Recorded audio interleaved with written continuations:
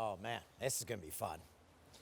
You can catch AEW Dynamite live on Wednesday nights, 8 Eastern, 5 Pacific on TSN. Joining us now is Don Callis, Executive VP of Impact Wrestling and the advisor to AEW World Champ Kenny Omega, who has been here in these seats. Don, welcome. Thank you for being on the show. Earlier, you were actually assaulted by Kenny Omega's best friends, the Young Bucks, causing that black eye. I think you're hiding with the glasses there. How are you doing?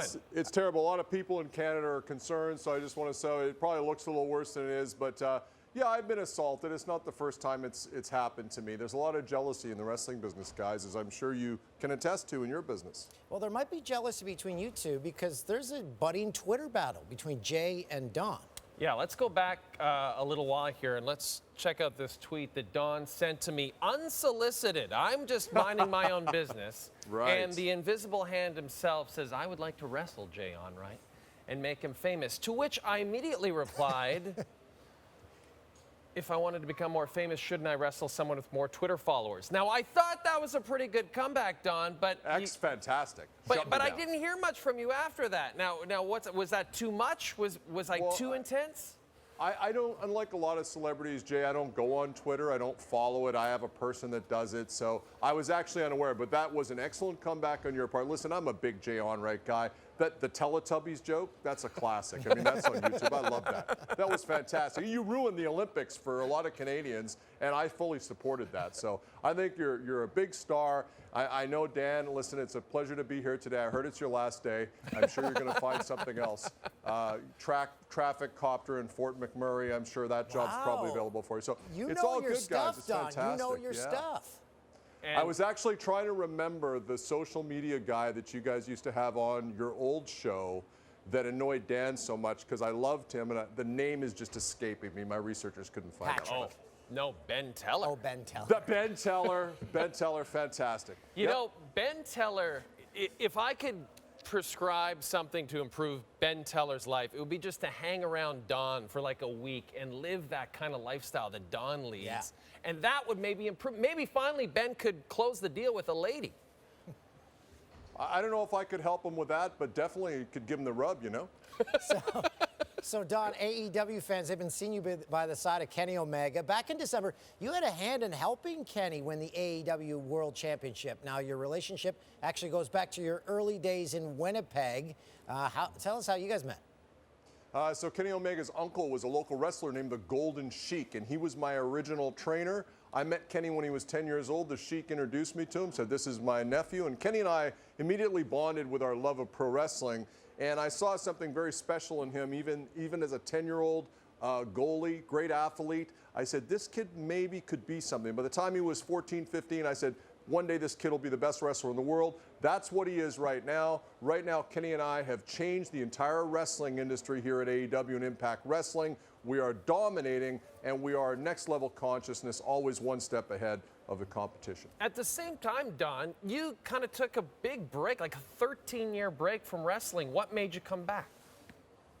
I was always just waiting for the right opportunity. I play the long game while other people are thinking in terms of days and weeks. I think in terms of years. And so I never really left. I had a successful international business career. I came back to wrestling when I could have the most impact, no pun intended. And that's been great to reunite with Kenny Omega, who is essentially my family. And I think it's a great story that Winnipeg, Manitoba, Canada, your old hometown, Jay Onright. Yep. Winnipeg, Manitoba, Canada, without a doubt, the greatest wrestling city in the history of wrestling. And I'm going to give you the Mount Rushmore right now. Roddy Piper, Chris Jericho, Kenny Omega, and Don, by God, Callis. We're all on the Mount Rushmore. Winnipeg, the capital of wrestling forever. Kenny Omega is the best wrestler in the world. He's Wayne Gretzky and Michael Jordan all rolled into one, guys. That's how good he is. Let's keep that Winnipeg snowball going. Of any Winnipeg Jet, past or present, who would be the best wrestler? Former or current Winnipeg Jet? Who could transition the best or would have the best? Can I pick a coach or a scout too? Oh, sure, yeah, absolutely. Oh, I'm going to pick Mike Keane, who I went to Kelvin High School with. And Mike Keane used to invite us all over to his house. We'd show up in the yard, and he'd hand you a pair of boxing gloves, beat the hell out of you. That's a good Mike Keane story. But listen, I'm really excited because in 2 weeks, guys, it's beach break here at AEW. February 3rd, we're going to have a 6-man tag. Kenny Omega, my guy, and the Good Brothers, the Impact World Tag Team Champions, going to take on Mox, Pac, and Phoenix. That's going to be fantastic. And then if you flip the dial over to Access TV to Impact, you're going to see Big Money Matt Hardy's Private Party Tag Team. They're becoming Impact Wrestling's #1 contenders, looking to take those tag belts off the Good Brothers. We're everywhere right now, and it's a very exciting time to be a pro wrestling fan, and I really hope to get to sit down with you guys in Toronto. I maintain a residence there down in Yorkville, so going to be a very exciting time for me to see you guys. Yorkville, very fancy, very fancy, Don. Yeah, I went down to your neck of the woods in the Kensington Market, Jay, and I felt like I was going to get rolled. So I went back to Yorkville to the Four Seasons. I'm a little more comfortable there. There's a lot of raccoons. There are raccoons in Yorkville too, Don. Come on. Different kind of raccoon. Much more sophisticated. Go ahead. So you're a VP with Impact Wrestling. That's a different company from AEW, but as you've talked about with these promotions, there's so much crossover. Kenny just appeared on their pay-per-view. Do you like this crossover? Do you think it's going to allow you guys to take another chunk out of the other shop? I won't mention their name. I think it's great. I think it's great for people that like pro wrestling. So, and just to put it into perspective, Kenny and I view the wrestling industry, the fans, and the people in it as insects, like an anthill in your backyard. They're very good at scurrying around and doing the business of insects, but they can't possibly comprehend things like corporate finance or philosophy. It's just incomprehensible to them. That's how Kenny Omega and I think about the wrestling business, and we look down on basically an ant farm, and we say, just sit back and watch. As Bruce Lee once said, and I think this is very apropos, don't think, just feel. That's what you got to do. Go with it. I like Great that. ride.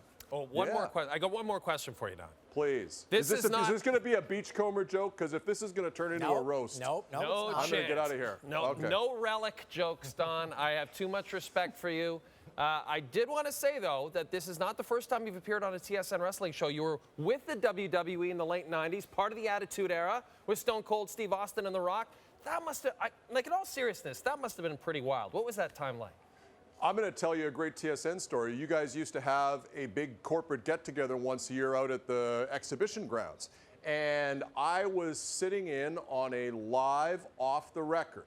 And they basically hustled me in there. They put me on stage. To my left was Jason Williams from the New Jersey Nets. To my right was some older guy. I didn't know who he was. And they're doing our makeup, doing the white balance check. And they said, you guys got 5 minutes. So the old guy next to me says, you know, I'm going to go out for a smoke. You want to join me? I said, yeah, what the hell? So went out, lit up a dart, and I'm sitting talking to this guy. Nice guy. And I realized that, you know, like I should introduce myself. I said, oh, by the way, Don Callis, World Wrestling Federation. He goes, Guy Lafleur, Montreal Canadiens. And I'm like, what? Oh, yeah, darts for sure. I'm just not a big hockey fan at all. So I felt a little foolish. You know what I'm saying? But this is Guy Lafleur. What, crushing a dart with Guy? That's pretty cool. That's the greatest thing ever. And then afterwards, it was off to the Big Easy. You know what I'm saying? That was fun times. I wouldn't know anything about that, No, Don. of course you wouldn't. I stick around Kensington. Don Callis. I saw your picture in the men's room there. Yeah, maybe. Don, I got to be honest, this is a blast. It was. This is great having you on.